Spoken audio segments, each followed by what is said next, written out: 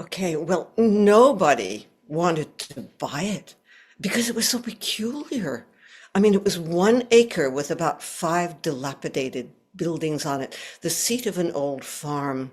But when my husband John and I looked at it, a light went on because we were introverts. We had 2 kids, school-age kids, but we didn't have friends. And we could see in each of those buildings people that we actually liked. And thus was born the Franklin farm that soon became known as the Funny Farm. The deal was that there was a big 2-story house, kind of like an accordion. We could expand into it or pull it back depending on what we needed. It had a studio upstairs. There was a barn, and first in the barn came the animals because we had kids and we had moved to the country. And so there was a kind of an obdurate pony who didn't need to be in the barn. He could just stand outside.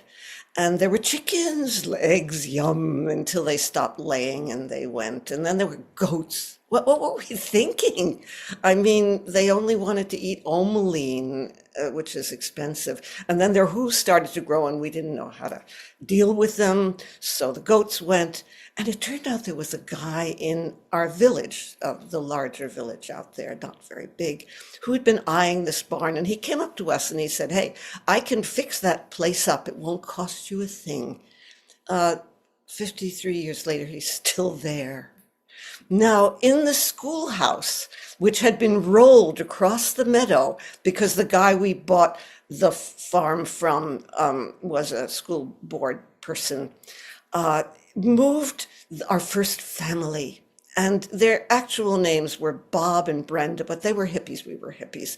And so they were Rain and Brandy. And he was a kind of a contractor-ish fellow, and he did some peculiar things with arches and shingles. But there they lived. And then there was across the driveway, because there's a circular driveway, a cottage, or you could say half a cottage, because a mudslide had hit the other half. So a half shambles, half functional. And into that moved my cousin, who was an artist. So it was her uh, master's thesis, as it were. But she hired the hashish construction company. And when she said, "Well, where's our ceiling?"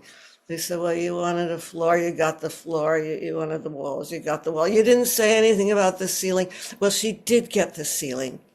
But into these buildings flowed various people, our tenants. They came and went. That's the nature of rentals. And some were marvelous, and some were problematic, and some we actually had to bribe to leave. But I would say maybe about 30 years ago, things settled down. My cousin, who had gone out there, gotten married, gotten divorced, came back. And she had fixed up the other side, so she had a whole cottage. Into the schoolhouse moved her brother, my other cousin. So now I have 2 family members. I'm a landlord with 2 family members. And then downstairs, because I moved upstairs, is a landscape gardener, a woman, a widow like me. And it's really good she's there because I grew up in New York City and I didn't know anything about land. I mean, we had a super. And so she looks around and she says, that could use a little, that could need, and she has a crew to do it.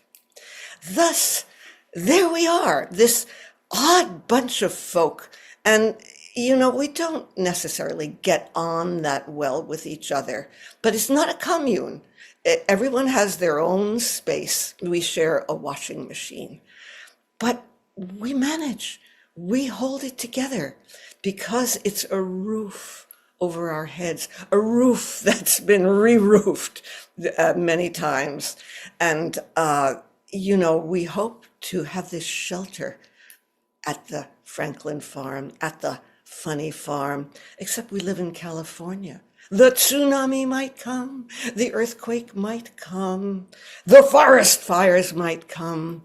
But in the meanwhile, the farm prevails and we are happy there. Thank you.